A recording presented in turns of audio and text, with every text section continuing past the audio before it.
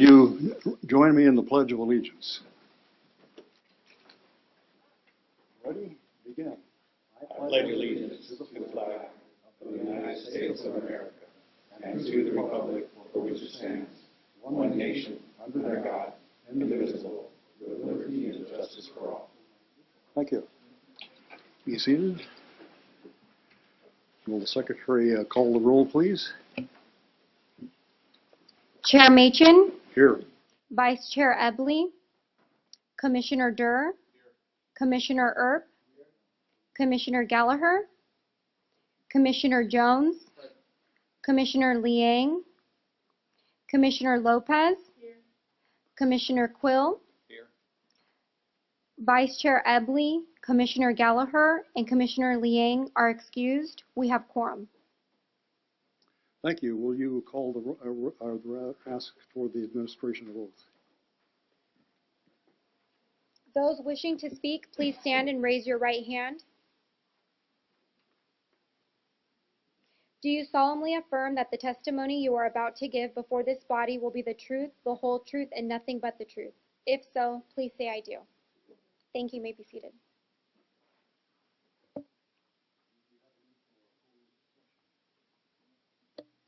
No, Chair.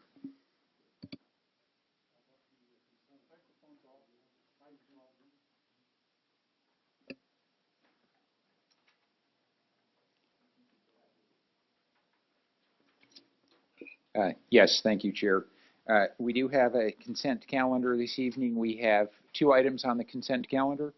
The first item are the minutes from the September 12th, 2017 Planning Commission meeting, and staff is recommending approval of the minutes. The second item is a general plan amendment and development code amendment for a parcel of land located at along the north side of 6th Street, east of Sterling Avenue, and staff is recommending that this item be continued to the next meeting.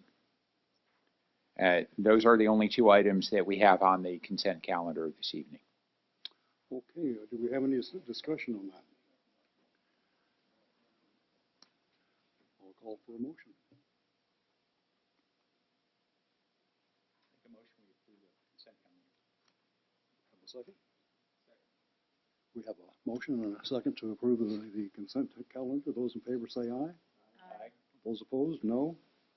Carries. So I'll read the notice of public hearing.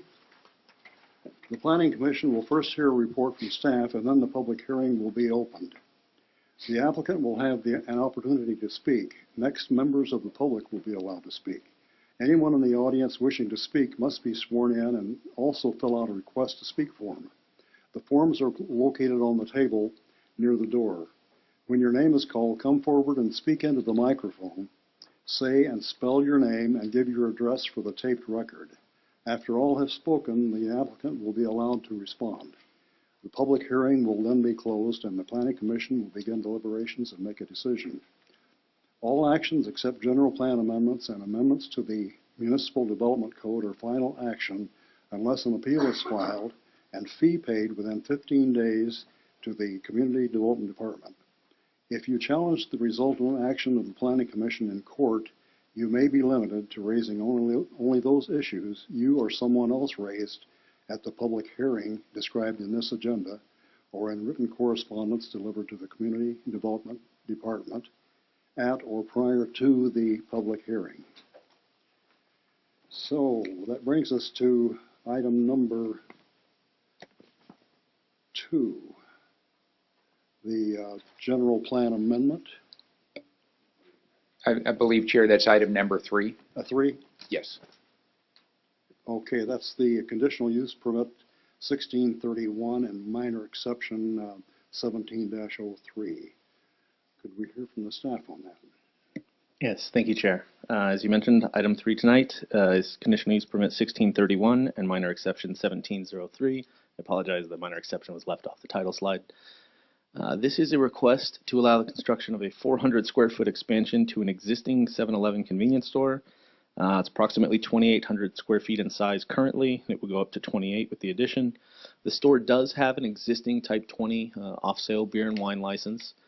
And the minor exception that we're asking for tonight is to allow a reduction in the depth of the parking stalls and the front landscape setback to accommodate a dedication required for the street in front of the property. This is located on a site, it's 2 parcels currently, approximately 2/3 of an acre, and it's at 2384 North Arden Avenue. This is immediately north of Highland Avenue, and it's within the commercial general zone. Here's an aerial of the property. You can see it's just located to the north. At the very bottom where the freeway crosses is Highland Avenue, so it's just about half a block up from there. As noted, it is in the commercial general 1 zone. That is the red zoning there on Arden. Here's a photo of the existing development. You can see it's a smaller, older store. They have a minimal parking lot in front. This project would add, the 400 feet to the south of the building, which would be the left if you're looking at the front there, and then expand the parking lot onto the parcel just to the left that does get cut off on the image to provide some additional parking. The site plan, as I mentioned, you can see, I apologize, there's a number of items on the plan, so it's a little difficult to read. The building is located at the top of the image, over towards the left. You can see there is a shaded area on the south end of it where they would do the expansion. You have the redesigned parking lot in front of the building with 2 drive approaches connecting to Arden, and then a larger parking lot to the south. And then as was discussed a little bit last month, there is a separate project proposed for the properties to the south, the other vacant properties. So this site has been designed. You can see with the drive aisle that would connect through. This is on the bottom right of the image that would allow it to flow seamlessly into the other proposal.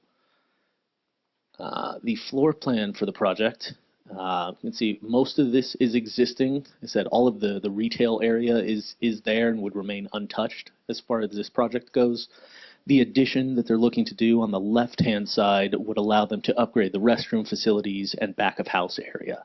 So some of the storage, office, restroom, and kitchen facilities that are back there. And then the elevations would significantly improve the older facade on the building, bring it a little more into the current aesthetics, nice stone finishes on the columns, new signage area, getting rid of the old kind of mansard front on the building, upgraded paint, and so on. And then the south side of the building as well, same treatments as with the front. And then upgraded landscaping on site also, including a large area behind the building, new tree-lined planters fronting Arden, and then surrounding the additional parking to the south of the building. And the recommendation tonight is to adopt Resolution 2017-53, adopting the categorical exemption and approving conditional use permit 1631 and minor exception 1703 based on the findings of fact and subject to the recommended conditions. Thank you. Any questions? Anyone? You have a question? Yeah, on the landscaping behind the building, is that grass? Are they going to water that, or how are they going to take care of that? Oh, sorry, excuse me. The developer's applicant or representative is here. He might be able to provide a little more, some notes as well. Originally, there was a basin area that was going to be designed back there for the on-site water retention. That's now having to be redesigned just because of some slope and some drainage issues. This landscaping exhibit hasn't been updated to reflect that. What's shown on here would show that basin behind. I'm not sure if we have an update. Okay. Okay, be the same types of products, still some drought-tolerant landscaping, just to fill in that space, to keep it from, I think currently, we all kind of know you have dead space behind the buildings. It's just kind of dumping ground. So this would fill that in and hopefully eliminate that. Any other questions? Mr. Douglas.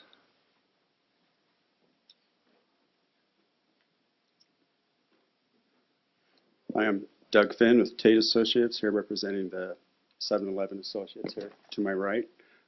Thank you for your time last month hearing us out. We were able to meet with the other proponent to the south, and we addressed the grading issues. We lowered our site, and hopefully they'll move forward with their project too, because it is designed to connect and be as seamless, look like it was one project at the same time. We have read all the findings and conditions, and we concur with them, and there's no changes on our part. And that concludes anything I have, unless you have any questions. Did you get your difference in elevation worked out? Yes. Good. Yes. Yes. Thank you. Thank you. Any other, anybody else want to speak on this issue? Any other questions, comments? The recommendation is to approve the conditional use permit 1631 and minor exception 1703. Do we have a motion? I'd like to make a motion adopting resolution number 2017-053, adopting the categorical exemption and approving conditional use permit 16-31 and minor exception 17-03, based on the findings of fact and subject to the recommended conditions and approval. Second. We have a motion and a second. All in favor, say aye. Aye. Those opposed, say no. Motion carries. Item 4, a request to allow the street vacation of a portion of Home Avenue between Ice Street and Montgomery Street as depicted on plan number 13099. Have a staff report on that? Hello? Yes, okay, so this one, we did speak with the San Bernardino County Fire Department, and they recommended that we would be able to move forward with some conditions of approval. They stipulated to relocate the fire hydrant on Home Street to be within the cul-de-sac, and also that the cul-de-sacs that are going to be created for the street dedications required to meet the City of San Bernardino standards. Good.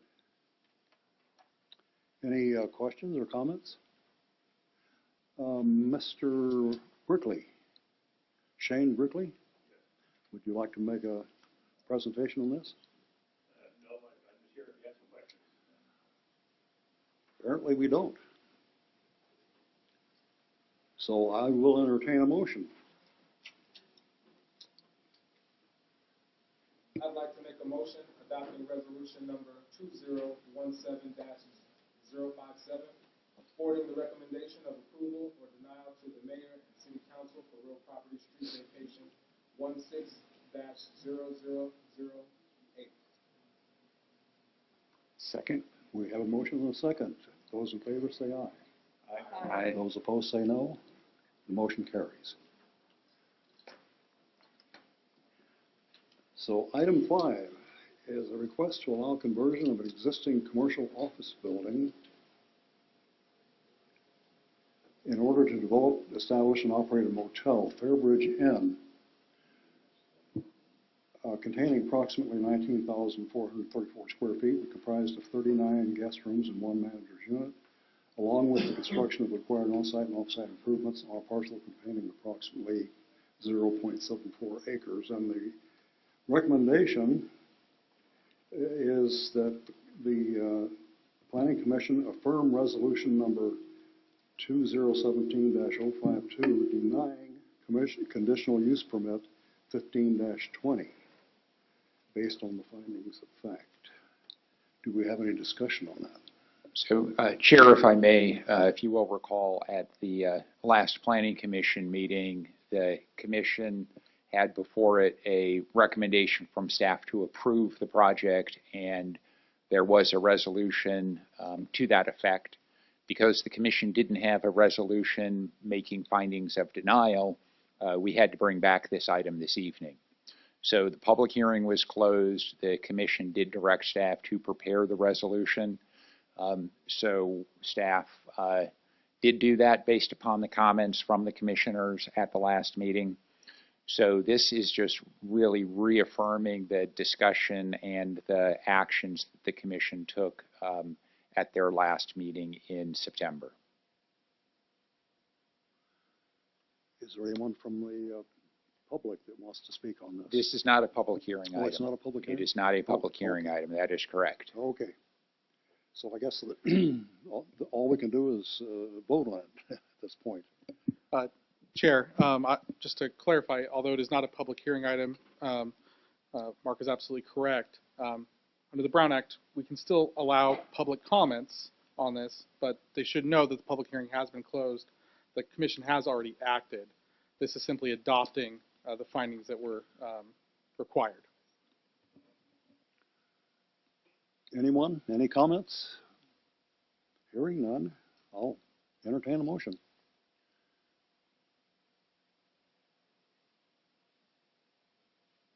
I'd like to make a motion affirming resolution number 2017-052, denying conditional use permit 15-20 based on the recommended findings of fact. I second that. Have a motion and a second. All in favor, say aye. Aye. Those opposed, say no. The motion carries. Item number 6. This was on the consent agenda, wasn't it? Similar to item 5, this was also a hearing that the commission conducted last month. We have before the Planning Commission this evening a resolution to deny, which again affirms the direction that the commission gave to staff a month ago. So as the last item, members of the public can make comments, but it is not a public hearing. That was closed on September 12th. Any comments?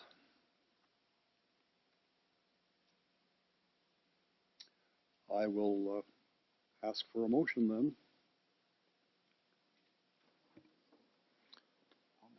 Okay. Make the motion, the Planning Commission affirm resolution number 2017-055, denying conditional use permit 17-14 and minor exception 17-06, based on the recommended findings of fact. And we have a motion and a second. Those in favor say aye. Aye. Opposed, no. Motion carries.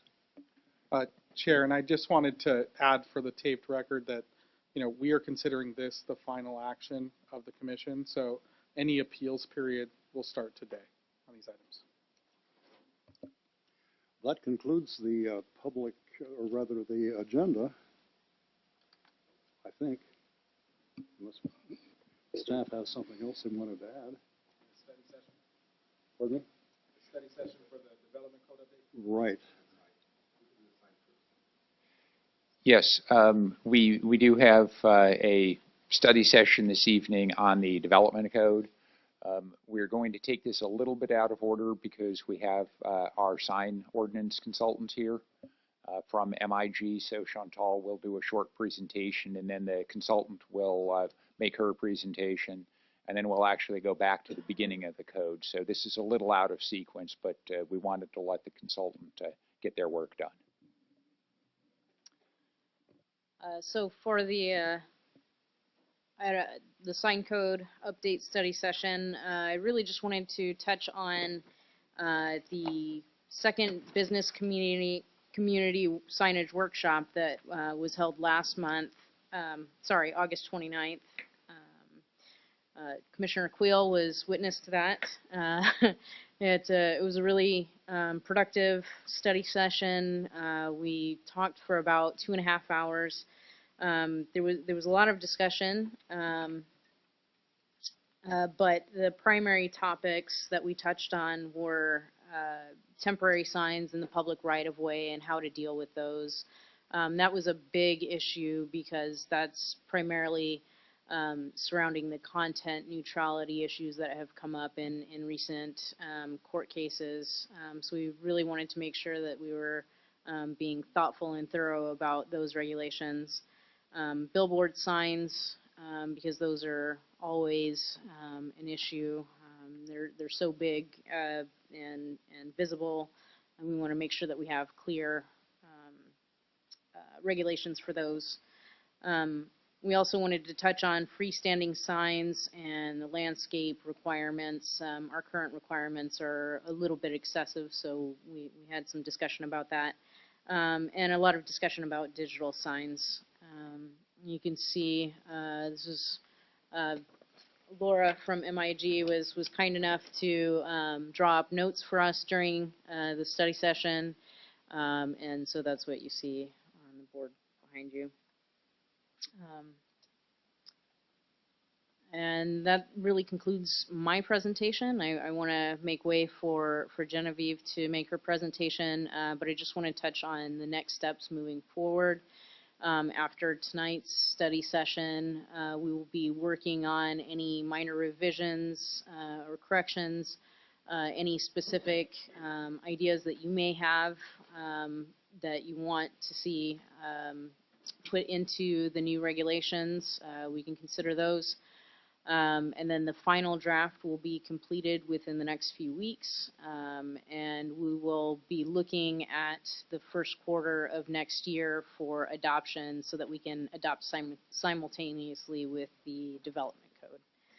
And that concludes my presentation. Genevieve?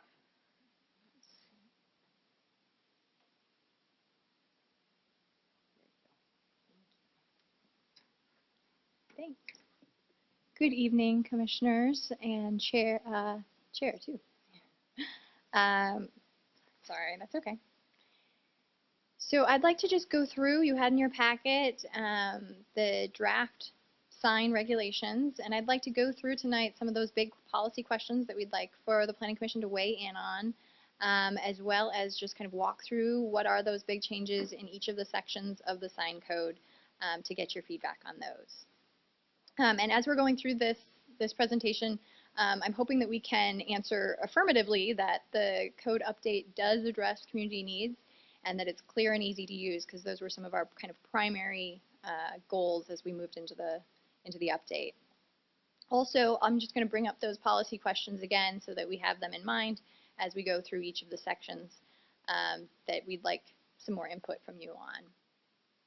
As Chantal said, we had some significant discussions about portable temporary signs. These are the A-frame signs, and whether or not they should be allowed downtown. So we'll bring that one up. We also have included much more detail on the sign program, on the comprehensive sign program. The existing code is pretty basic and a little bit unclear about whether or not a sign code is required or optional, and so we've provided a lot more detail. And two things within that we'd like you to weigh in on. We have included this option for what we call a sign budget, where you can kind of move the area of a sign between different sign types, for instance, on a wall sign versus a stationary freestanding sign. So you could have a larger wall sign if you're giving up space on a freestanding sign. So we wanted to hear your opinions on that idea. We also have included an allowance for a 20% deviation from standards through the use of a comprehensive sign program. With regard to billboards, there are two things that we'd like you to think about. We heard from billboard companies at our meeting, which was extremely helpful when we met with the business community, about where they should be located. There's still a general prohibition, but when a billboard is taken down, where should new ones be located? So we'll talk a little bit about that, as well as what happens when we do a replacement or a relocation. How some sign companies like to see the number of signs taken down. Some sign companies like to see the area taken down as how it's kind of given. So if you have two smaller signs, you may be giving up more signs than if you're giving up one large sign. So those are kind of minor details, but we'd like your opinions on them. So as I said, our clear objectives at the beginning were to be a much more user-friendly code, also to comply with legal requirements. With the Reed versus the Town of Gilbert case law, our endeavor to be much more content neutral really kind of shows through in this draft code. We wanted to look at emerging issues in San Bernardino and with regard to signs in general, digital signs, and things that we've heard from the business community. And we wanted to be consistent with the new development code, make sure that our zones are consistent. So we've completely reorganized the code. Everything has, a new section. And I'm going to go through the new order and talk about where those big changes are happening.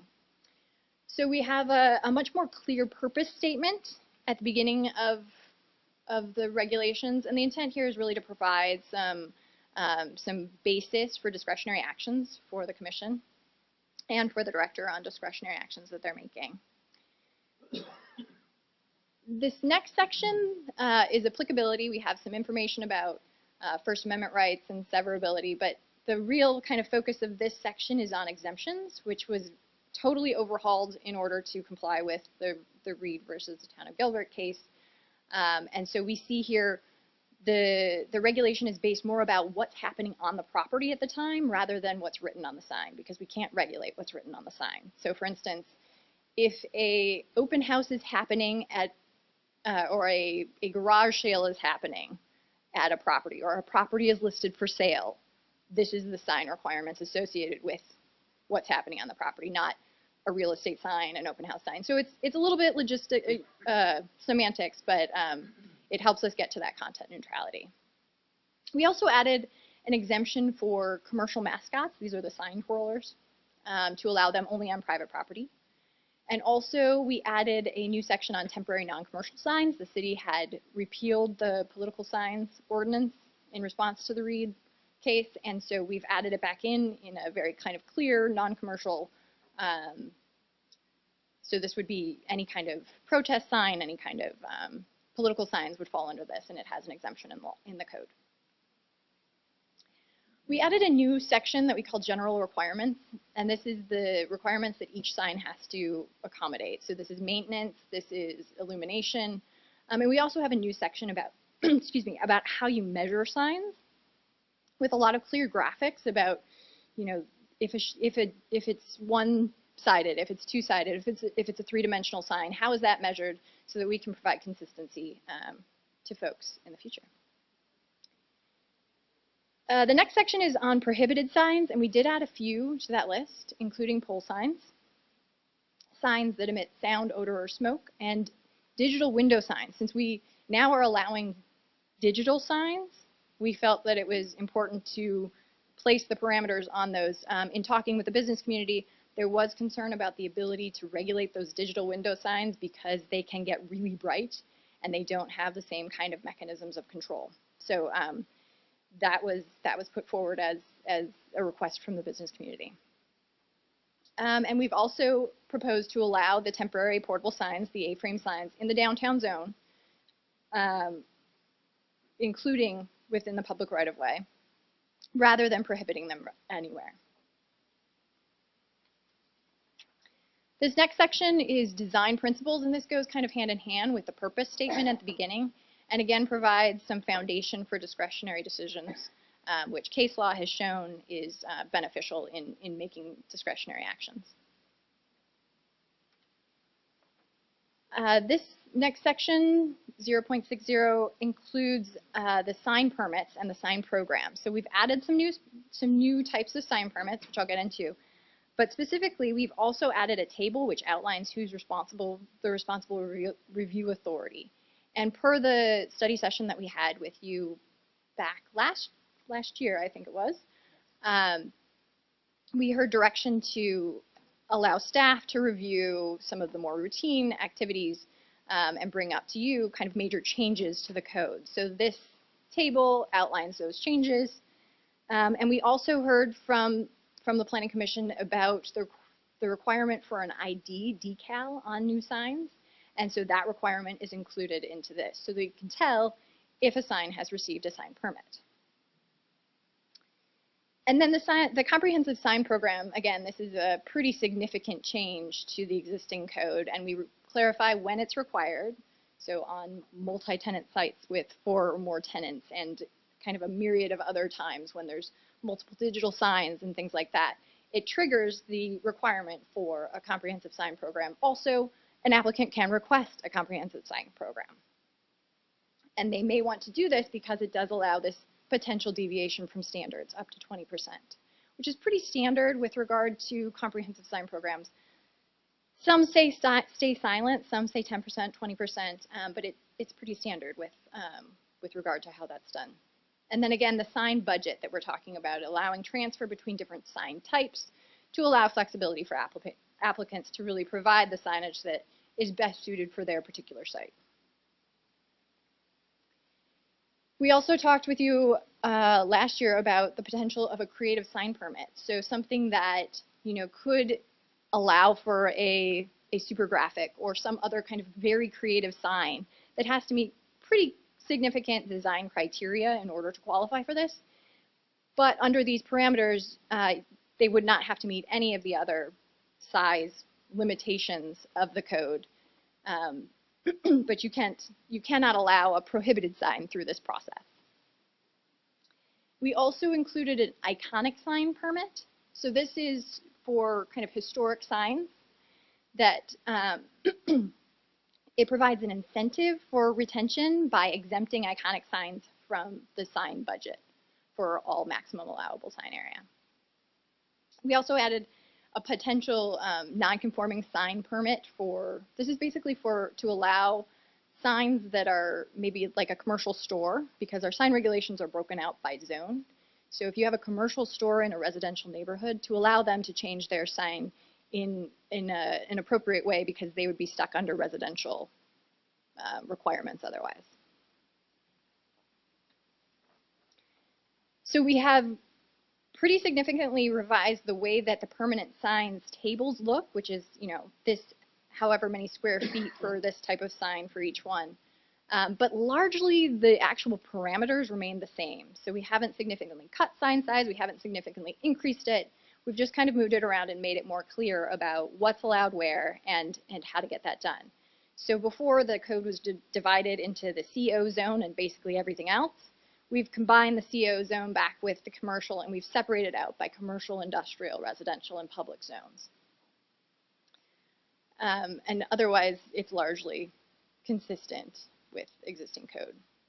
We've also added some standards for specific types of signs, so that somebody who's proposing, a digital sign or a canopy sign knows exactly what's required for those particular types of signs, as well as specific uses like drive-throughs, theaters, and signs that are located near the freeway.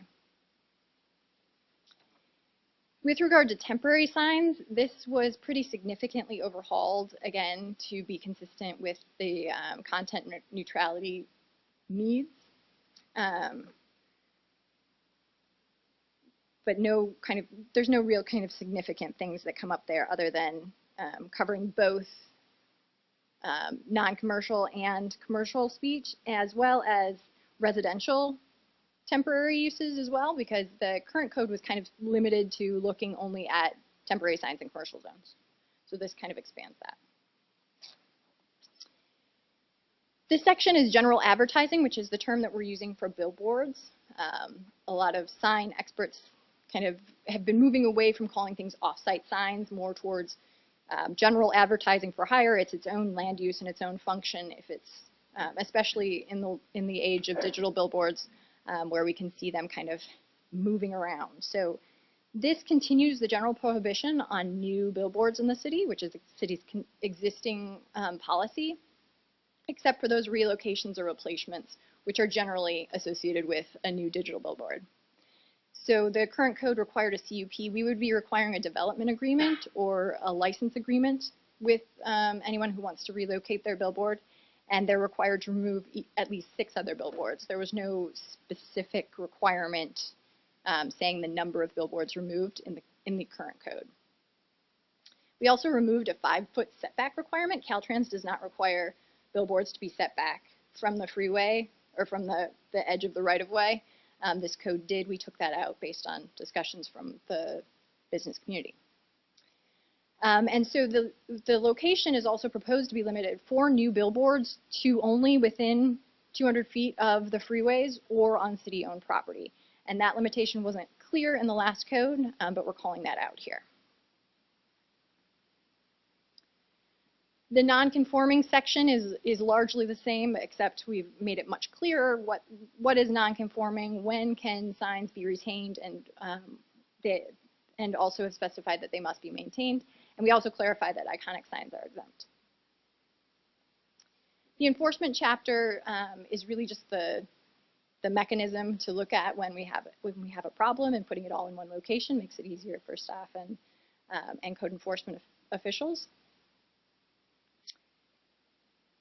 And this almost final section is about signs on public property. And again, this is prohibited throughout the city right now, and it continues that general prohibition.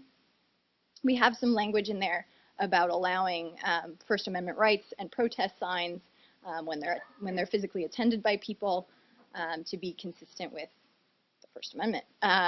But we also make it clear that you can encroach into the public right-of-way with suspended signs, projecting signs, and specifically portable signs in the downtown zone. And we've also folded in another section of the municipal code, which was called street banners, into this section so that they're all in the same spot. And we comprehensively rewrote the definition section to add a lot of graphics and make things clear. We also defined what a sign is and is not, so that you can clearly know what's covered by this set of regulations and what is not. So I'd like to go back to the policy options that we brought up tonight to see if you have any feedback on them, and also to open up for any questions that you might have on the draft code that I can respond tonight. But it might be helpful to just go through the list of questions, if that's your pleasure, to get some input on that.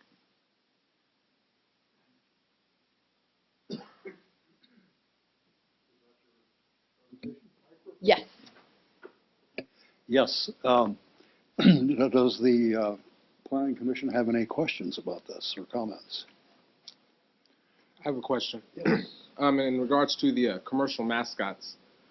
So if, for example, there's a new community that is putting on an open house for the community, and they wanted to point traffic into that direction to get people to that development or that subdivision, would that act be prohibited under this new language that we're going to be enacting under the sign ordinance that you guys have revised so far? No, so there's two things. So are you talking about a sign twirler who's standing directing people to that open house? Yes, we call them human directional services in our facility, but Okay. I believe that it's the same thing that you were discussing. Yeah. And I saw that you said that they were like restricted to only be within a certain proximity or on public or private property or something like that. So They are required to be on private property. So if they were, for instance, at an intersection directing people, they would need to get permission of the property owner on which they're standing, rather than standing on the street. And the intent there is liability protection for the city, because they don't have an encroachment permit and they may be blocking the right of way. thank you. Has there been any instances of any events occurring within the city of San Bernardino with these commercial mascots? You know, I don't know if any have. Not that I'm specifically aware of, but previously that they weren't necessarily permitted or not permitted. The code was just silent on them. So I don't know that we had code enforcement actually going out and enforcing any of those issues. I know that I have seen them throughout the city, but this will just make it clear where they can and can't. Well, I can see that potentially being an issue because we have a lot of, whether it's like KB or Frontier or anybody that's doing business, like usually you'll see them on the weekends out there, and that's like a major boost to help like drive traffic. That could potentially be a hampering for the real estate community. Well, So. they can still be out there. They just need to be on private property, and they need to have permission of that property owner to be on the property. Well, if it was like an intersection, for example. They can't be in the public right of way. So not on the sidewalk, but they could be just immediately onto the property, just off the sidewalk. So again, ADA accessibility, trying to keep it free for the public to move on the sidewalk. Definitely. Thank you. I have a question. That electronic signage, so chaparral, would that be, how does that chaparral sign, just as a, They're a freeway proximate business, so their sign would be regulated under signs that are allowed in the freeway zone. okay, so that's how. I don't think our current regulations would make their sign non-conforming in any way. Thank you. Yeah. I'd like to make a comment on that. First of all, I'd like to compliment you and your group for putting together our meetings with the representatives from the industry and the Chamber of Commerce. It's been real helpful. As to the chaparral sign, that is an on-site sign. So that does not fall into the off-site advertising part. So just to make that clear. So basically a business with that much square footage and so on would be allowed a freeway sign, and it could be digital and so on. Yes, that's correct. For an on-site sign Right. within a certain distance from the freeway, they would be allowed to have that same signage. That's correct. I did recognize a few changes you made as to the committee pointed out, and I appreciate that a whole lot. Do you have a basic list of some of them that you addressed and made changes to? I like the eliminating the 5-foot setback, because some of the properties we have along the freeway are real tight areas, so it makes it really much easier to work with. But it'd be nice to see kind of a comparison. I have our basic ordinance that we started with highlighted in certain areas, but if you have something for the committee to look at to see some of the changes that were made. We can certainly pull it together. I have my marked up version of the code, which I showed where we were going to make all the changes as we had all the comments from the business community. Thank you. We had such good insight. Let's see, but specifically there was. Did we address the? There was one issue there where we were trying to figuring the dimensions of the sign, and we had kind of an odd shape, and I was curious if we made that change. We did. We changed that rather than talking about horizontal lines, 4 horizontal lines to make a square or basically 12 corners with all horizontal lines. We changed that to be kind of a general shape. So something that's easily calculatable, but if it's turned on its side, it's a diamond. The point was, why are we penalizing people because they've turned their sign from a square to a diamond and it's now more sign area? So we've changed that to be basically a standard shape. Well, thank you, because in designing signs, that's always an obstacle. A lot of different cities have different formulas to work with, and I'm glad you had all those options in this new ordinance. Part of our intention with adding the new section for how to measure signs was to kind of eliminate calculating the dead space on a sign area as part of the sign, because obviously that's not the intention of the sign. What we want to see is the text, and there's going to be spacing in between, but we want folks to be able to maximize the space that they have available. A couple other changes that we talked about with the business community that were made, allowing a monument sign in multifamily residential zones for larger multifamily. Before it was just wall signs, so we added monument signs. We also removed the requirement that awning signs couldn't be internally illuminated, which was a request from the committee. As well as the driveway and on-site directional signs. So now those can be internally illuminated as well with this draft. Let's see.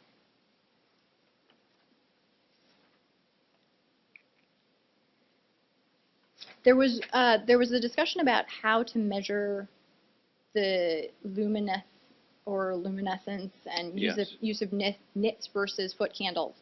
And in discussions with code enforcement about what would be easiest to actually regulate, although it was determined to stick with the current foot candles, because the meter to the meter that can be used to actually test and track it is much cheaper to test in foot candles. Correct. So, That is correct, and measuring nits in an electronic sign is much more costly than, exactly. So we kept with, Yeah. we didn't take that recommendation. and the electronic sign, it's all adjustable, so it makes it quite easy to work with that. When you have the interior illuminated signs with the fluorescent lamps, however, they're now LEDs, that's adjustable also, so it can be worked with. And we also added a parameter to require compliance and to show proof of compliance from the actual applicant rather than putting the onus entirely on the city of having to go out and test every sign. Great. I know we had a fair amount of discussion on abandoned signs also, and I know that code enforcement has always been an issue in this city as far as the large amount of abandoned signs. However, we do see businesses opening after a year with roof signs, and they're reusing the roof signs. And I think our new code and our existing code is proposing those roof signs be eliminated.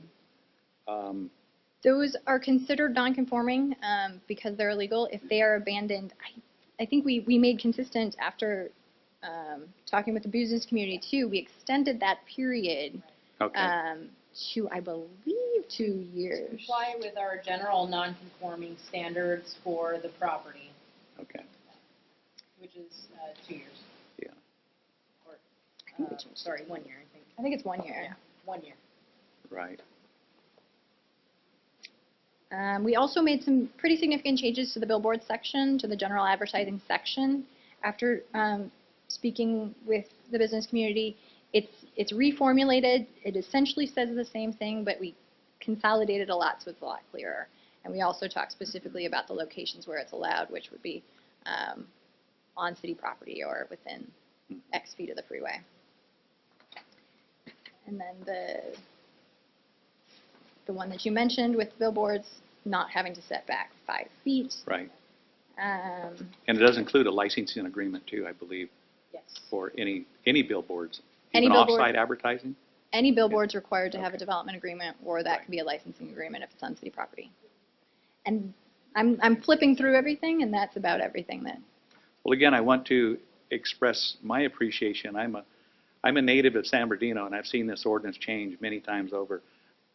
I have to agree that, I have to admit that when I heard of an outside party coming in and working on the sign ordinance, I was a little excited, to say the least. But I now recognize that you've brought a lot of good things we can implement to our ordinance that haven't been there before. So you've given us quite a few options to work with. Glad to hear it. Thank you. Thank you. Thanks for all your insight.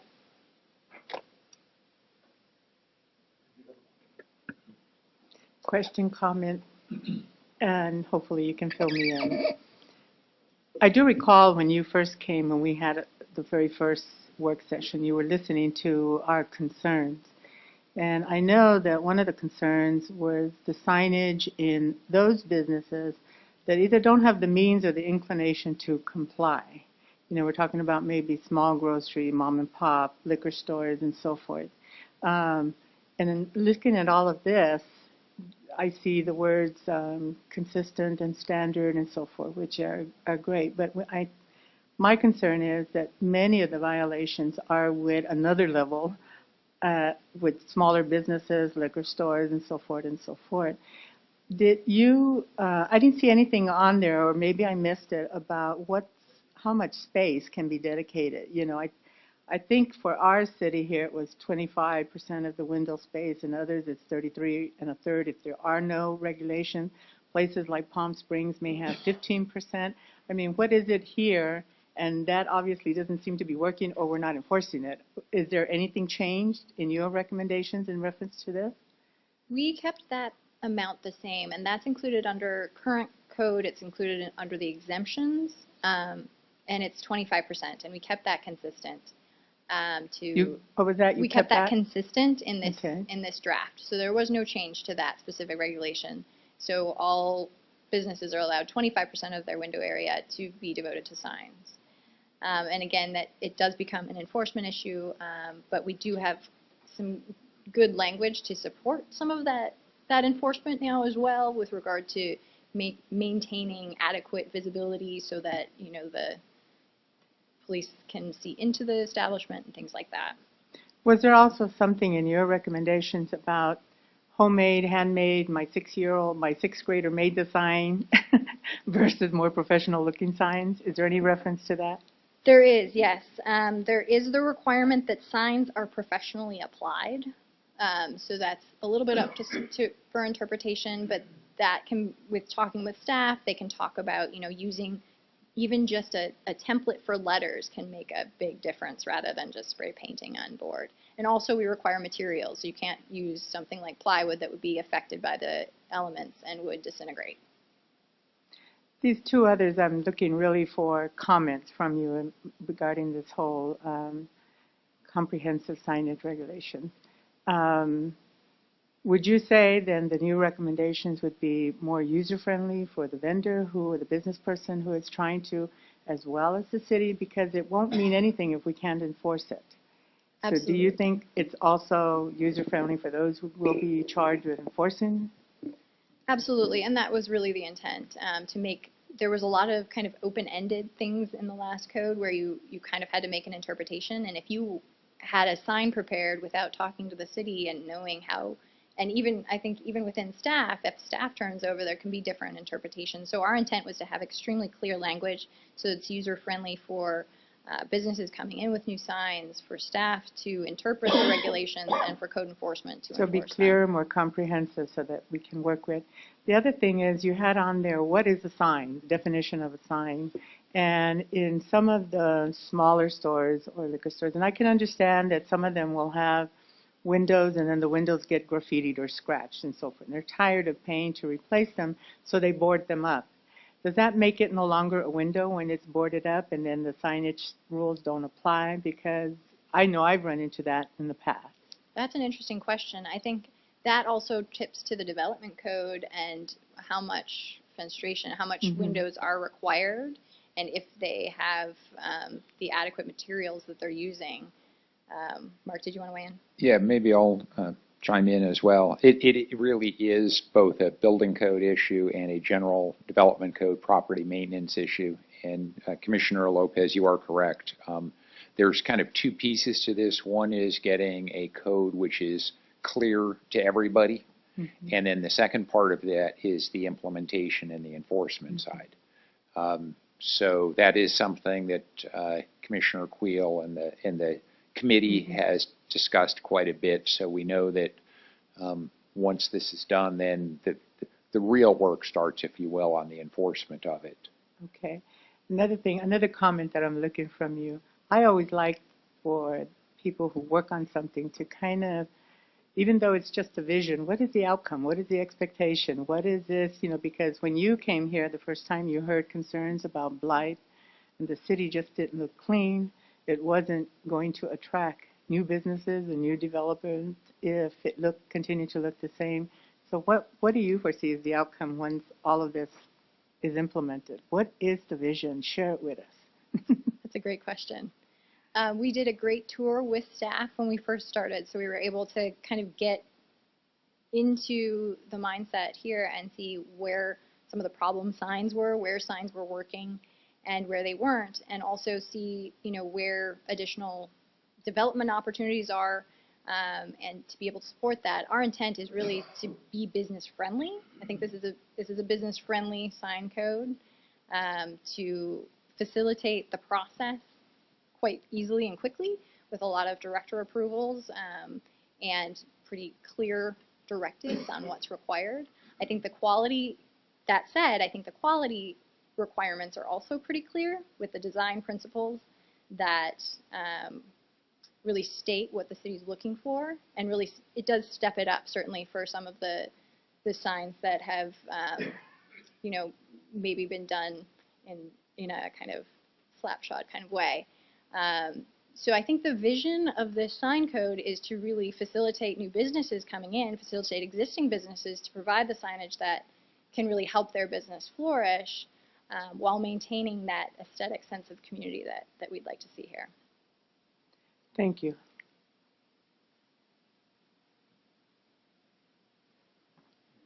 So what's the next step?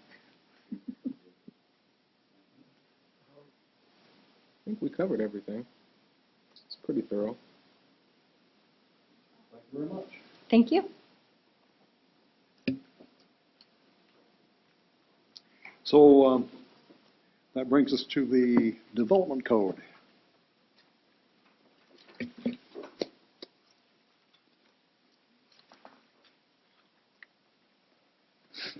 So while Travis is getting ready, I'll briefly introduce this.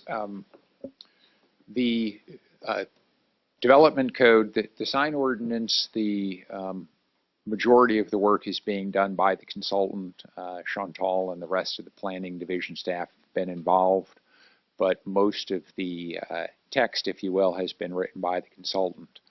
On the balance of the development code, most of the drafting of the development code, probably 40% of or 50% of the drafting of the code, has really fallen to staff, primarily Travis, again with the assistance from the remainder of the planning division.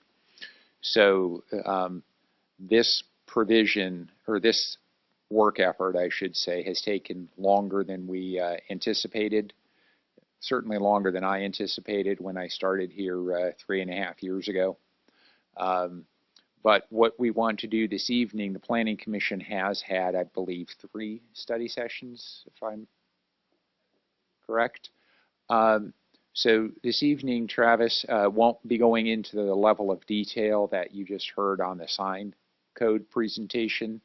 We're really talking about kind of big picture, some of the big ideas that the Commission has heard, kind of where we are, again, economic development focused. Travis will talk about the goals. And then from here, we will be doing a similar presentation to the City Council on November 1st. So I just want to give you a little bit of background and kind of set expectations, if you will. And with that, I'll turn it over to Travis. All right. Thank you, Mark. So as Mark mentioned, we have a number of bigger ideas and things that we want to run by the Commission. A number of these things are things that we've already discussed, over the various study sessions that we've had. A number of them are new. And then also through the presentation, we'll kind of recap a little bit about the general ideas that we're pursuing and new concepts we want to implement. So first thing, we went back and, we do, as we go through this, as kind of the conversation keeps evolving on it, is to go back and continue to look at the project goals that we have. The main ones that we continually come back to are streamlining the review process, just like we mentioned with the previous presentation. It only works so well if customers can, understand what's in the code, and if we can understand. That's the only way we get things done. It's simplifying the land uses that we have currently. I want to say with all of our land use tables combined, it's somewhere around 10 or 12 pages. Fine distinctions between what type of retail product you're selling, which are just unnecessary and make it complicated to figure out, which category do I fall into? Am I permitted here or whatnot? Empowering staff, which has been something I know we talked about originally with the Commission, kind of figuring out what items, both signage, entitlements, everything that we can take back down to staff level, and give us a little more ability to process things a little quicker and more efficiently. Reinvigorating downtown, that's always been one of the overarching goals, both with the mall, with the theater, with all the other vacant properties we have downtown. Creating walkable neighborhoods, and then consolidating the zoning districts, because we simply have, just like with land uses, we have too many, minute distinctions between commercial zones that really have no functional difference. And it just makes it complicated, again, for both us and the public to review. Just to recap a little bit of what Mark went over with the timeline, as he said, has taken us a little bit longer than we originally anticipated, but I'm confident it'll be worth it when we're done. It was December 14 when we started the project. It was when the council, Set hired the consultant, and we initiated everything. We had a stakeholder meeting with various developers in the area the following month. And then we had a long gap where we started really working through a lot of the big ideas until August of the following year when we had our first study session with the commissioners. And this was really to go over a lot of the land uses and kind of the new zoning districts and those things. Then the month after that was when we started the sign code update. And then, again, working through the winter until this summer when we started our more frequent study sessions that we've been keeping up more or less regularly every month as we start to compile the individual chapters. And then looking to the future, we're planning, and I noticed this was a correction I do want to make from what they said in the other presentation. It's going to be about the first quarter of next year that we're looking to have a complete document. That will be everything, the sign code and the remainder of the code, and then most likely second quarter we're proposing to take it to public hearings and formally adopt. And then to go just into the big ideas that we had. These are in no particular order, no particular section of the code. They're just a number of the things that we've been really looking at. One of them is reuse of non-conforming buildings. We have a lot of properties, I think we all know, especially in a lot of the old residential areas, where you used to have a little market or some little store. We have industrial in some commercial areas. We have commercial and industrial, just any sort of combination you could come up with. We're an older city, we probably have it somewhere.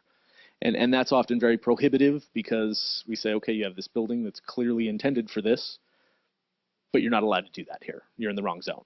And that's not realistic. We want to get businesses in, we want to get buildings occupied, so we want to create some mechanism for allowing that. Again, kind of on that same idea, we're looking to include a section on adaptive reuse, which a number of other cities have done rather successfully, especially in their downtowns. We have a lot of commercial buildings that just aren't really viable anymore, or old industrial buildings, sometimes warehouses, different things, where people have converted them a lot to residential units or other types of mixed commercial residential ideas.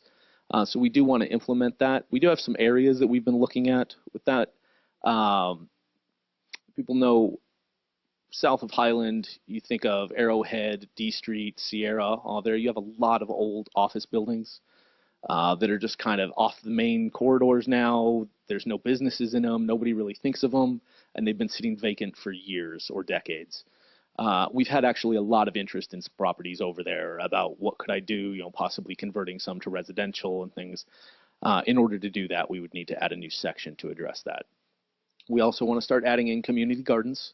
We do have a few operating in the city, but we've never really had a good process for it. So I think it's hindered a lot of the growth that we could have with that.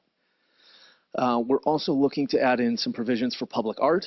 One thing that we do want to make clear on this that is different from some other places where I've seen it is we would not require this as part of any development. I know a lot of cities have standards. You have to include, an area this size or this much percentage devoted to art or some public plaza or so on. What we're looking to do here, because again, we do understand, we have a lot of, maybe a lot of sites that wouldn't account for that, or a lot of developments that may be a little more hindered by it. We instead want to create incentives for people to do that. So maybe there's some extra provisions or some bonus towards something where if you included these types of elements or a little community space or something, you could get some extra allowance in something else you were looking to do. And then pop-ups. This would be for retail. This is a really new one. We're only kind of starting to really dig in on. The idea behind this would be we have a lot of vacant commercial buildings, a lot of businesses that want to start up, but we all know upfront costs can get pretty high. So instead of requiring a business to go in and do everything, they get the full entitlement, they get, do every possible improvement, the on-site improvements, all of that to be able to go in, we would create a process where they could go in for, 3-6 months, whatever it may be, do some certain improvements, obviously making the facility habitable and safe, but letting them go in without, full long-term permits, full certificate of occupancy, things like that, to test things out. We think that would help incentivize, a lot of smaller businesses trying to come in and try some new things. Some other things we want to look at are the size of our residential units. We're looking, right now we have certain minimums. You want to go in and build a house, it has to be at least this large. We all know those constantly go up. You know, homes are always getting bigger. They don't always need to be. And a lot of people would like to build smaller. So we want to, try to look back to, how we used to do things a little bit. The intention really for us, at least at a department level, is more thinking of like your courtyard units that are still individual houses. They're smaller, maybe they're 800 square feet, something of 7, something like that, and maybe they're built as a little cluster, but they're still all individually owned units, even though they may share some amenities and things. It wouldn't be just one unit going in that wants to build a little small house. It would be these kind of multiple unit developments. And then the last big one, as I mentioned earlier, is downtown. Some of the big things that we're really wanting to do specific to downtown is firstly addressing the parking requirements. We have a ton of excess parking downtown. We have some structures that aren't always occupied just outside of us here. And we want to look at getting rid of or reducing a lot of the minimum requirements for businesses coming in. Because it's just not necessary. Downtown should be pedestrian oriented, going back to the walkable idea. You should be able to, park at one place and walk through. We have the transit center. It's really, there's a lot of other avenues for people to get in and then around downtown without having to come in and always go to a big surface lot. Going to that idea as well is broadening the land uses that we would allow. Really, aside from, your heavy processing facilities, there's really not a whole lot that we wouldn't want to allow. You want to create that kind of critical mass. You want to create that vibrancy of everything going on. So we want to open that up and tell people, we want you here. Come in and do it. And then lastly is leveraging those big assets that I started to mention. The mall property, we all know that that's going to be, as we work through that, that's going to be a game-changing project. And we really want to build off of that. We have the SBX line, we have the transit center, and then we have the theater square kind of tied in with the mall. Those are significant items that we have down here that really lay a good base. So we want to make sure that we're putting in some ideas in the code that are going to allow people to build off that and really, get things moving. As far as how the code is going to be structured, and we've talked about this, I think, in a couple of the different study sessions, be broken up into 10 new chapters. Just going through zoning districts, land use, development standards, administration, definitions, so on. And then one section for appendices, which would be all of the design guidelines that we have. What we'll do now is I'm just going to run through each chapter just very quickly, kind of go over again just the big ideas. I won't go into as much detail as the sign presentation, but we just want to get through the big ones that we want to get feedback on. First and foremost is just general provisions. Most of this is just your usual, procedural, here is the code, this is its authority, and so on. The big thing in there right now is enforcement for us. We all know we have had a lot of issues with that. And what we want to do, what I've found going through it, is we have several different sections in the current code that address enforcement for various things. The code in general, you have the alcohol ordinance, you have other things that have been adopted over time. And then you don't have uniformity between all of that. So we really want to make sure we consolidate that, make it unified, because no matter what you're doing, you should all have to adhere to the same standards, and we want to make sure that's there.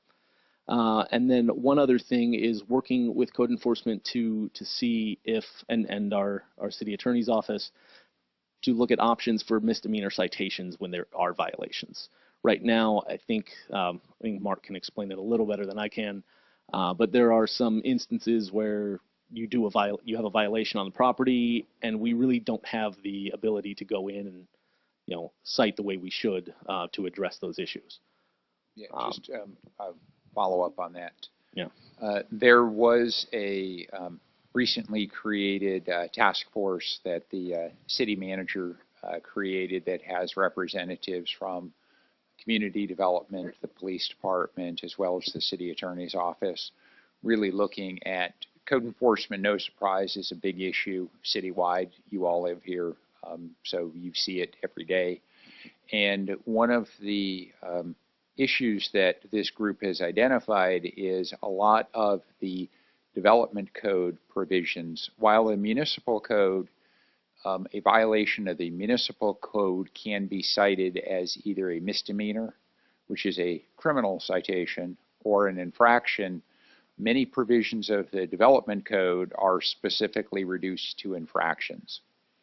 We want to, as part of this update, give the officer the ability, based upon the severity of the case, to either cite as an infraction or a misdemeanor.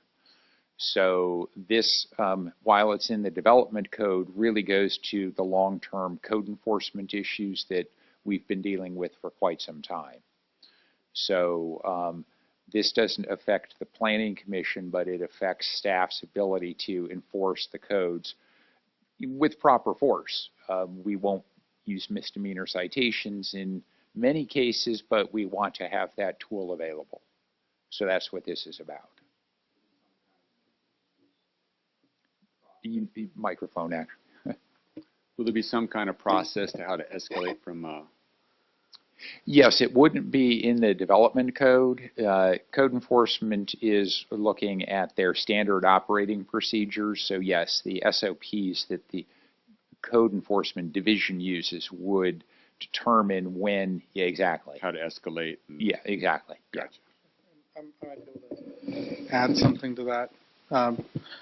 Just to add to that, I mean, I think that there will certainly be a formal escalation process as sort of a guideline for the officer and for the attorney handling the case. I think there's also, in effect, an informal escalation process that's imposed upon the city by the courts.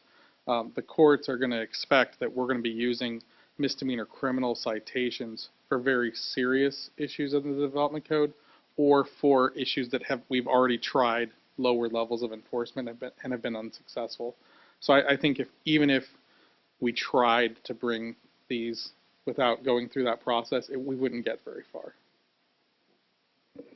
All right, thank you. So the next section would be the zoning districts. The big things here, and this is something I mentioned just earlier, is consolidating a number of them. Currently, our residential zones, we have 8 different residential zones. I think 4 for single, 3 for multi, and then a student housing area.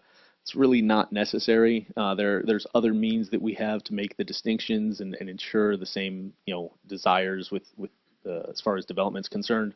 So we're looking to bring that down to 3, commercial going from 11 down to 4, and then industrial cutting them from 4 down to 2. We also have a number of specific plans and overlays that we're looking at eliminating. Specifically, this is not all of them, but just some specifics. The Paseo Las Placitas on Mount Vernon. This was an old specific plan from '91. I think it just barely predated the current code.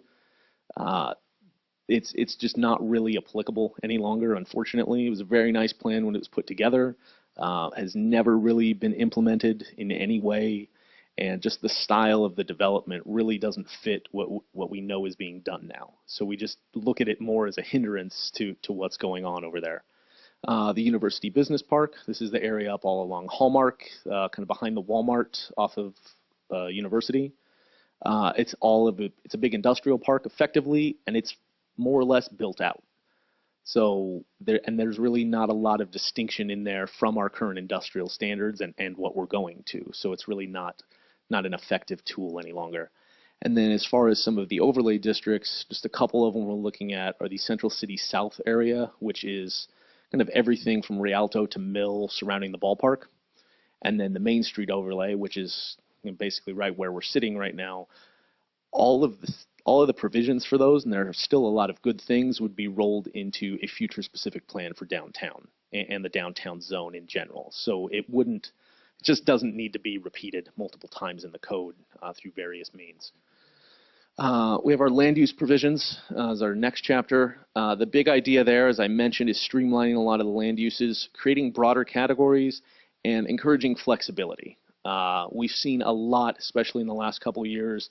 You have businesses that come in that aren't just doing one thing anymore. There are 3 or 4 or 5 different ideas that are all operating in the same building, and right now it's a struggle, frankly, to work with that, because we say, well, you're this and you're okay, but you're also doing this and you can't do that part here, and it just doesn't make sense. we want to see that businesses are going to keep evolving and be able to pivot, when something new comes in and say, okay, well, that's different, but we can do this and that and make it work. And then the idea with the land use table right now is our table is a little confusing currently. Half of it speaks to what you require for the use, half of it speaks to needing a permit to develop. And then people are confused. If I have an existing building, do I still need this permit, or am I just doing it for the use? So we want to clean it up and simply say, the table says if you need a permit for the land use, period. If you want to build, you're going to need a permit. That's a fact, and it's going to be established elsewhere. So we would simply have, I want to do this. Is it just permitted by right, like as you'd see with the P at the top there for retail consumer goods? Is it conditionally permitted, or is it administratively permitted? And that would let us know how to proceed. The next section is our development standards. That's going to be the bulk of our code that we're looking at. It's broken up into a few different sections. We have property development first. That's your general setbacks, heights, things like that. The main thing that we're looking to do with that is kind of acknowledge, our code right now is written for just large lot, native land. They come in and do a brand new development. That's not the city we're in. We live in an infill community. We have a lot of small lots. I know we've seen various projects we brought forward that maybe they can't make this work, or they have to tweak this, or we have to do a lot of creative ideas to get projects through the process. So we want to actually create some standards that allow for that say this is a small lot. Maybe things can be done differently, or it's in the middle of a block where everything was developed a certain way. And maybe that's a little different from how we would naturally require it, but it would fit in with the entire community. So creating those kind of provisions. Landscaping is the next big one. The two main things with that are really hitting hard on the drought tolerant standards. There's new requirements from the state for what we have to do. There's new things that just landscapers, everyone are trying to do, and we want to make sure we have the provisions in there for it. And then allowing for conversion. Specifically, somebody wants to come in, tear out the sod in their yard, put in new plants, what they require, how much planting versus, rock can they do, and those types of things. But we also see that with the commercial developments. And then downtown, or parking, the main thing there is looking at the downtown minimums, as I had mentioned, reducing or possibly eliminating some. And then the other big section in there is going to be the transit district overlay. I think we've seen going through a lot, certainly staff has, as we've started to work through some of these projects. Some of the transit standards just haven't really worked as well as we've hoped. They were very ambitious, very good goals, and they all still are, but it's hard. As we know from updating the entire code, you're working with a very large area, trying to come up with a fixed standard. Sometimes it doesn't work out. So we need to step back. We need to take a look at that again and kind of see where we can clean up some. The big things that we have experienced looking at it that we feel we want to address are allowing more residential development. It's a transit area. The whole point is to encourage less parking. There's more people there. You're not going to get more people there if you don't allow them there. So we want to push a little more for that in certain areas. Certainly the north end may not make sense. Downtown would make more sense. That actually speaks to the third standard. I'll actually skip ahead, is re-examining what standards are applicable in every area. We have like 13, 14 stations, I think it is, within the city. They're in drastically different areas if you go from Vermont all the way down to Hospitality. And a lot of the standards are written where here's the standard for the transit area. And that doesn't make sense if you're in a suburban versus downtown versus the office park. The other item is clarifying parking reductions. The way it's drafted currently just says, here's your zoning district, here's your parking requirement. It doesn't take into effect your assembly uses or your lodging uses or other things like that that may have never operated under a square footage standard to begin with. So then putting them under one now often makes things prohibitive, or it lets other things slip through, and we want to make sure we're catching that and really processing things accordingly. The next chapter is signage regulations. I think this was fairly thoroughly covered in the previous presentation, so I won't go into too much of it. But like we mentioned, creative signs, historic signage, looking at content neutrality, looking at sign area, those types of things. Following that are subdivision regulations. This one I will be pretty straightforward. There's not a whole lot for us to do here. It's pretty well established by the state. So all we're really looking to do with this standard is going back through, and the MAP Act has been updated several times since our code was originally adopted, so we just want to go back and clean it up for compliance with the MAP Act, make sure that we're addressing everything correctly. After that is non-conforming, and this is another big one for us. We have several large ideas that we're thinking of here. One, as I mentioned, was kind of reusing the non-conforming buildings, be it commercial in the wrong area or industrial or things like that. The big one that we're really looking at are those small commercial uses in the old residential areas. Especially on the west side, you have a lot of that. You had the little corner store and things, and we want to see if we can get those occupied again. We do have interest from it, and it just never really works out because we can't ever allow it. The next thing would be eliminating the amortization period. Currently in our code, and in most development codes, if we're honest, says you adopt the new code, any property that doesn't comply with this has 3, 5, 8 years, whatever it is, they'll tier it somehow where you have to bring your property into conformance. That's not realistic, and most codes, even when they adopt it, you never see a lot of that being addressed, be it for whatever varied reasons. We want to acknowledge, we have a lot of good existing businesses. Maybe they don't conform, but there's no reason we want to push them out. They've been obviously providing a service. So we want to get rid of that and focus more on just making sure that we have better standards for maintaining those properties, so we can allow them to continue. The last thing, and speaking of allowing them to continue, would be better standards for modifying and continuing the operation of those properties.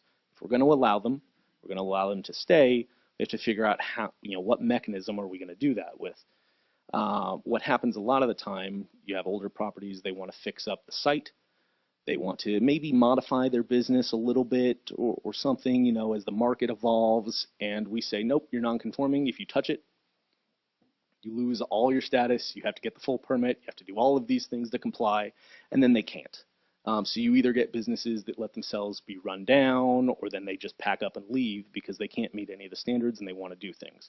So we want to look at creating some thresholds, be it percentage that you may be able to expand your operation, or what types of upgrades can you do that wouldn't trigger loss of status, so that we can have these businesses stay and continue to thrive even if they may not meet the current code.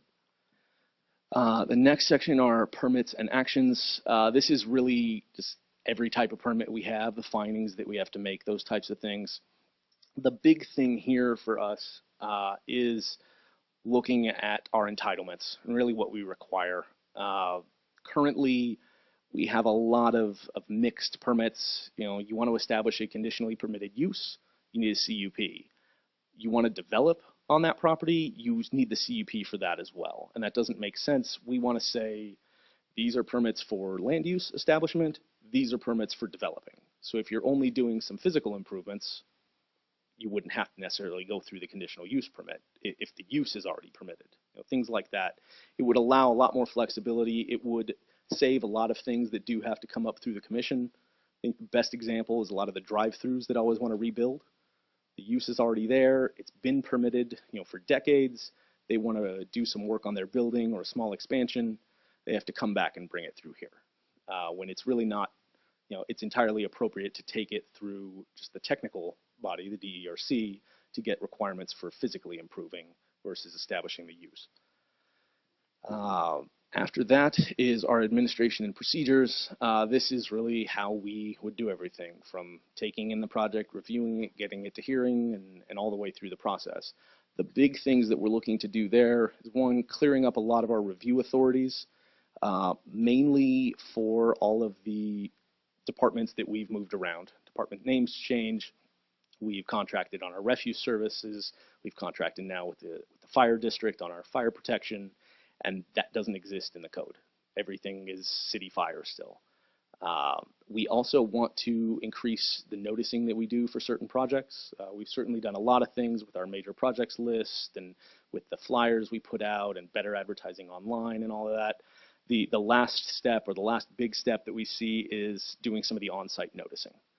You see this in a lot of the surrounding communities, big whiteboards, here's the project, here's what it is, this is when it's going to the hearing, so that people know a little more. And then if they have better questions, they know exactly who to contact as well.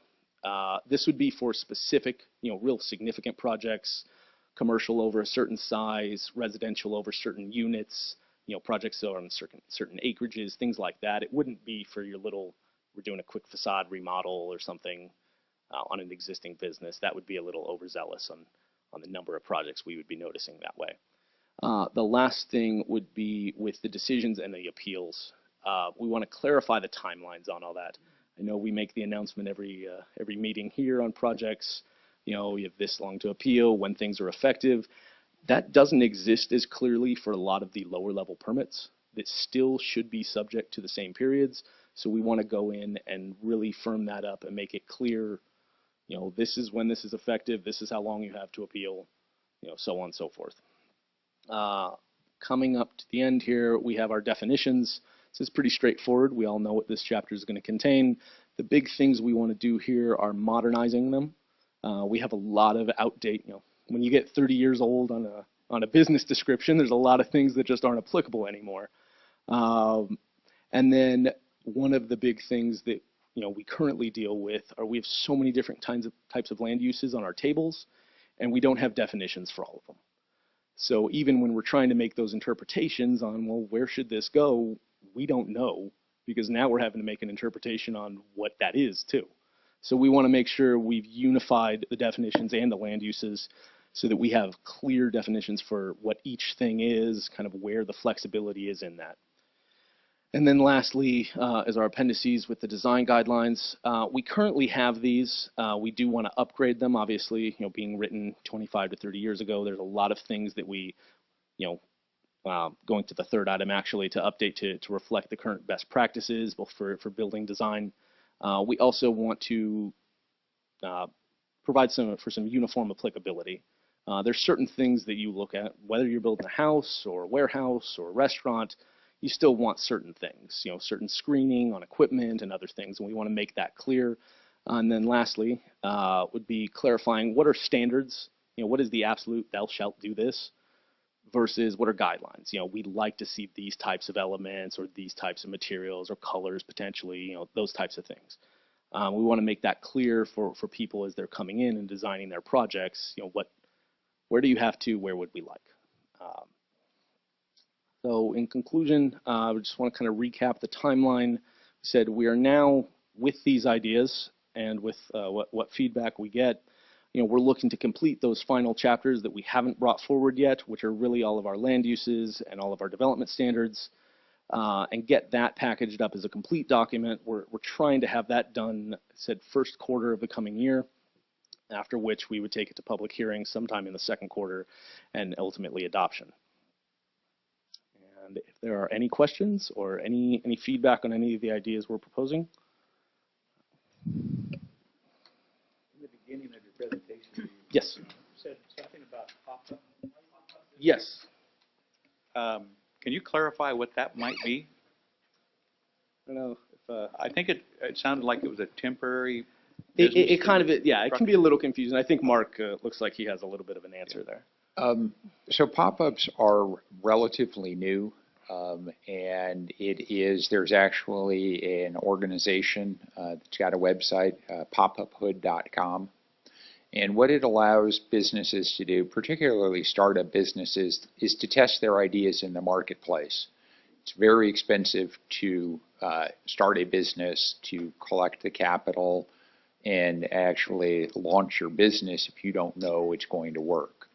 So under this, and we haven't fully formed the parameters because we want to be clear when we go into this what the limitations are, but obviously fire life safety has to be met. But beyond that, what sort of public improvements do we need if somebody's testing out a theory or a business plan for 6 months? What sort of parking standards do we need? Could we allow temporary signage? So it would allow somebody to go in to usually a vacant building. Maybe it's a retail operation, maybe it's a service operation, maybe it's a design studio. Somebody's got an architectural design studio, and they just want to, go into a bare building and occupy that for 6 months, test their theory, test the market, and then if it works, there would be a phased-in process where they would have to ultimately do all of those improvements. But going back, like Travis said at the beginning of this, we constantly go back to the goals that we laid out and the council laid out for us over 3 years ago. Economic development is that overarching goal, but what does that mean? I think to me and our staff, my staff, it means filling vacant buildings. And how do you do that? You do it with the lowest cost possible for somebody to get in there. So that's really the idea, and how that gets articulated and how that gets fully developed. We've talked about this back and forth for a long period of time. We've got some really good ideas, but we wanted to run it by the commission and then by the council in a couple of weeks to get input to see, is this an idea worth pursuing or not? And that's really, this whole presentation tonight was to talk about the big ideas, to say, do they resonate with the commission? Did we miss something? Is there something we're pursuing that we shouldn't? But that's really a very long answer to your question, Commissioner Queel. Thank you. I have one more question. When we see shows and travel around the country in some of the larger cities, they have residential facilities that are called lofts, and a lot of those are in commercial buildings. Is that what you're talking about, somewhat in the ordinance, perhaps given some thought to some of these empty commercial buildings that we might have here? That's certainly one of the options, yeah, both with, bringing the residential into the transit area, which would definitely include downtown, because this is where it's centered, and then the adaptive reuse section that we spoke about. It may or may not be loft-style development. We have a lot of varying types of buildings, but generally that is the idea of what we're looking at. I think that's a good thought, especially in the theater district down here, and some of that area would be a good use. Yeah, no, we definitely have a lot of really good buildings that just, for whatever reason, maybe there's too much commercial, maybe it's just there's not enough people passing by, there's just not enough people in the area, that have sat vacant forever, and that's a really good project to get people back into them. Thank you.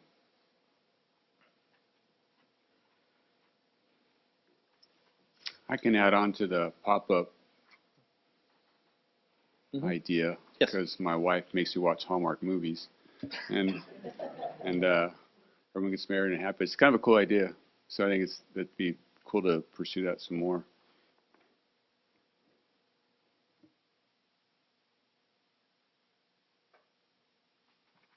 I have a question.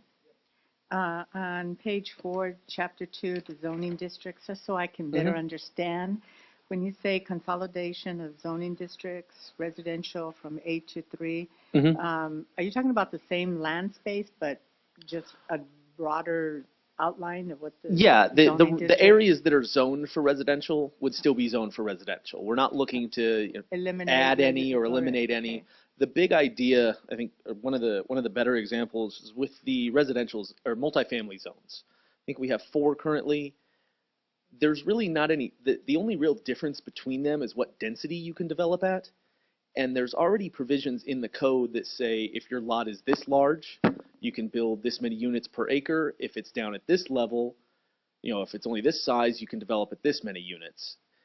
And we do that with those distinctions on which multifamily district you're in. You can have just a multifamily district, still have those same thresholds that say, based off this lot size, you get X units per acre, and just have it as one zone. And then it's just much clearer. You look at the map, you know where they all are, and you're not losing any of the provisions or requirements you had. Okay. And when you, elimination of specific plans, these overlays, are they being replaced with something that is more modern? Because some of these areas are still considerable or districts, considerable Yeah, districts within the it city. depends on the overlays. Like I mentioned, and I do apologize, I don't have the entire list of the ones that we're looking to be eliminated. But some of the examples I can give you, I said with the Central City South and the Main Street, all of those cover the downtown area. We're going to have a zone specifically for downtown, and then ultimately in the future we will have a specific plan that covers downtown. All of the requirements in those overlays would be folded into both the zone and the Integrated specific into plan. another. We also had 2 airport overlays. We only have 1 airport. To put a little fine point on it. There's really no need for 2 different ones. We just consolidate them. If there's provisions in both worth keeping, we certainly keep them. We just make it clear so you know I'm looking in this one spot. Okay. On page number 3, where you Mhm. have the big ideas in downtown, Yes. leveraging assets, Mhm. this is a partial list. Yeah, this is just kind of the example. I mean, certainly there's other things that are downtown that are significant. Obviously, we have all of our government facilities. We have the courts. We have City Hall still. This is just an idea Yeah, of some of the big things. I grouped those, as you mentioned, Mhm. with the exception of the old courthouse. You know, that's kind of somewhat historical, Yeah. because it is historical, and that's something that we should probably use those, because those are assets. Mhm. And the other thing is, the city of San Bernardino is the seat of the county. Yeah. And we can't get away from, and the county has sizable amounts of buildings in the Yes. downtown area and so forth. It's not the type of downtown where people flock in the weekends Yeah. or after hours, because it's professional business, government, and so forth. But I still consider them assets, because during the day, there are people doing their business with the government. So those government offices, I see them Yeah. also. I think, But I don't often see them on the list, and that, we can't get away from that. We are the seat of the county, and that could be an asset. No, and certainly, and that is a conversation we've had as well. You have a lot of people there. You know, what are the types of things you can do to draw on that? Like we had done, over the last few years with the food trucks.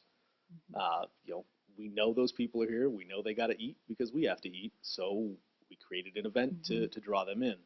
And I said, we're looking at all of those types of things. Again, this list was just some of the big ideas, the big things that we all know immediately that, I that we can understand build that it's off a of. partial list, but I haven't seen it too often in other lists, that we are the seat Yeah. of the county, and that could be an asset, because we're the base for government, Right. county as Yeah. well as our city. Yeah, and just to follow up on that, Commissioner, I think the other reason that it isn't on here is the city doesn't have zoning control over county buildings. I know. So this is leveraging private property for economic development purposes. But you're right, we've got a phenomenal working relationship with the county. I did see that, because all of these are city properties. Yes. I saw that. Yes, and so it might require an MOU or something. I don't know, but Yeah. we ought to be. We you meet know. very, very regularly with county staff. Terry Thompson, their director of real estate, I meet with him quite often. I know the city manager has a relationship with the administrative offices. So yeah, there's a lot of dialogue that's going on back and forth. And you made the comment that this is not a downtown that people flock to. I would say, well, wait 10 years and that will change. Well, not that we don't want them to, because It absolutely we used to will have change. the Central City Yes. Mall and I other would things, say, we do, look but, to, Yes. but I mean, not to say we want to copy government anyone, but centers. look to Riverside. They went through the same thing. And Santa Ana is And another Santa Ana. model that I think people have heard me talk about.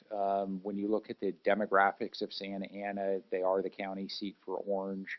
They've got a very strong transit hub right in downtown. They've got a courthouse facility. They've got the Bowers Museum. So Santa Ana, I think, is a model that I use, and that's something that we, Santa Ana has made a phenomenal transition over the last 15 years through focused, very concerted effort. And then the rest of the neighborhoods, I don't want people to think that we're ignoring the rest of the neighborhoods, but great cities are built around a strong downtown. Any city you can think of in the world, what you first think of is the downtown. That's what people go to first. And then the neighborhoods, it's the entrepreneurs and the early adopters that make those investments in the neighborhood once there's the strong downtown. speaking of neighborhoods, then on page Mhm. 1, you have creating walkable neighborhoods. Are you referring to the downtown walkable downtown, or are you talking about We're actual referring to Are you everywhere, talking to about be Blue honest. Scooby Abbey neighborhood? Everything. I mean, are you talking about, what are What- you talking about Yeah. when you say We're walkable? I mean, Yeah. to be honest, with the entire code, we're looking at the whole city. This is not written to just benefit one area, like Mark mentioned. And I think there's different things in here that are going to create to help address those and to help reach those goals in the different neighborhoods. What we just said about the downtown, we'll focus there and we'll be able to get that going. Well, when you say, Oh, I'm sorry, Yeah, go ahead. sorry. Looking to reoccupy a lot of the vacant buildings. We have a lot of vacancies on Highland, on Baseline, things like that. You fill in those storefronts, people will come there. People will be able to walk between the businesses. You address the old commercial in the residential areas, you can start to create again some of those neighborhood uses that the local residents will frequent. So it's different in every area. It's not intended to be the same. But I think we've got enough ideas in here that are going to allow kind of a spark in all of these different parts of the city. That still needs to be fleshed out there. That's in the process of being fleshed out. Because I don't know, sometimes walkable neighborhoods for some people is just, there's a bus stop transit to move people. But walkable neighborhoods is people getting out and taking a stroll or going from one business to another small business. And that requires not just filling in empty buildings, but sidewalks that are walkable, that are shaded or pleasant to the eye. People feel like they want to get out of a car. A lot of times we see a big complex and a huge parking lot, which we also need. But I think we have a different definition of what that is. Well, if I can just follow up on what Travis was saying. I mean, there are going to be 90 different policies that will make neighborhoods walkable, and each neighborhood will have a different feature that makes it walkable. One of them is my grandparents owned a corner grocery store in Buffalo. I remember going there as a kid, and everybody in the neighborhood walked. It was completely surrounded by residential, and there are those stores in San Bernardino, some of them that are currently occupied, some of them that have been vacant, and we get approached by people saying, can I reoccupy that? The zoning currently does not permit that. So that's one of the ideas that we have, to allow those to be reoccupied so that, I can walk to the corner and get a quart of milk and a loaf of bread, and I don't have to get in my car and, with all due respect to Commissioner Durr, drive to Stater Brothers. And the Stater Brothers is just down the street from me. We are looking at a variety of things, and Commissioner Lopez, to your point, this is part of the puzzle. Then there's the public works puzzle, which is about sidewalks and street trees. So, we're doing the private development part, and then also working on the public works part. And then, a decade from now, the downtown and neighborhoods will be more walkable, and people will want to come here. The community gardens, I'm familiar, and you mentioned that we had a couple. They seem to be difficult to keep going or sustaining them or whatever.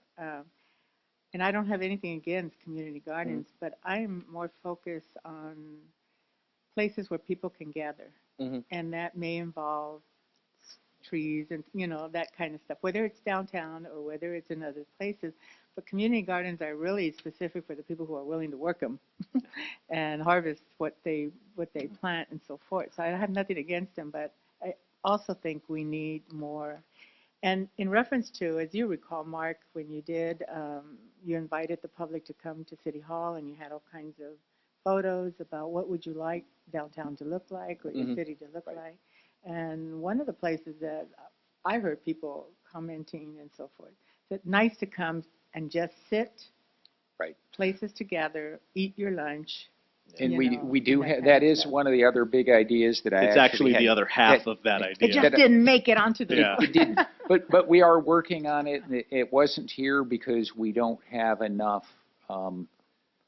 ideas formed yet that we can talk about. But yes, those public non-commercial places, right? Because you can go to a shopping center and you can, in some of them, not to pick on Rancho Cucamonga, but Victoria Gardens, it's all commercial. Where can you go that's a non-commercial public place? Court Street Square is a good example. Creating those types of amenities and those types of small, half block, quarter block gathering places. In front of the county government center. Exactly, Water yes. rushing Yes, benches, yes. The plaza built in front of the new court, well, not so new anymore, but in front of the new Superior Courthouse. So that is one of the other ideas that we have, but a lot of those don't fall to private developers. That's the public agencies, the city's role to create those and maintain those. But yes, that is another thing that we're looking at. Okay, thank you. Thank you. Anything else? Thank you, Travis. That brings us to public comments, items not on the agenda. Do we have anything from the city council tonight? All right, planning commission reports and announcements. There's the air show coming up. Are you going to talk about that? Sorry. If you have information, I don't have actually information with me. I know the dates are the 21st and the 22nd. I don't have the exact times. SPD Fest, the airport has done a phenomenal job in creating their website with all of the marketing information on it. So the best I can do is direct people to the SPD Airfest website.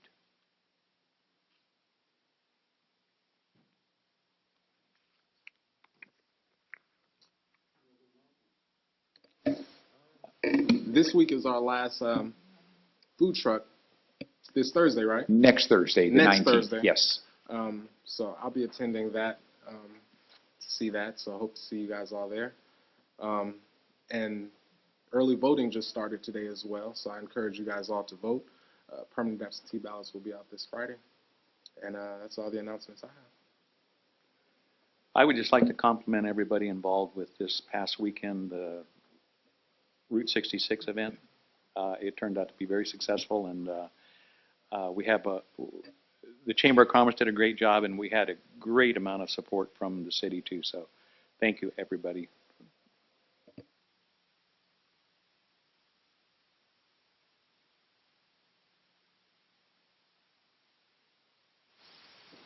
Yes, thank you, Chair. I have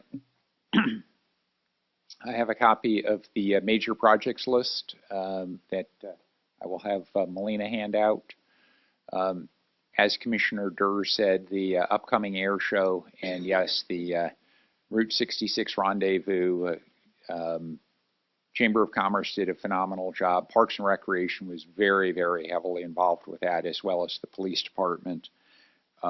And as Commissioner Jones says, it's bittersweet that we are ending the food truck event on the 19th of October. It's the 3rd anniversary. We're turning our attention to downtown development and to the Art Fest.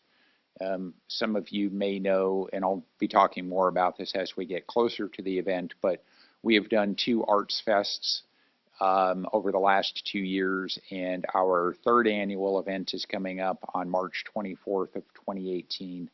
And again, stay tuned for more information to follow. And that concludes my report. Thank you. Anything else from the commission? Anything from the public? If not, I will entertain a motion to adjourn. I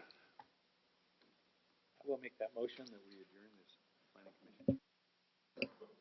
I think I heard a second somewhere. All those in favor say aye. Aye. Those opposed, no. It passes.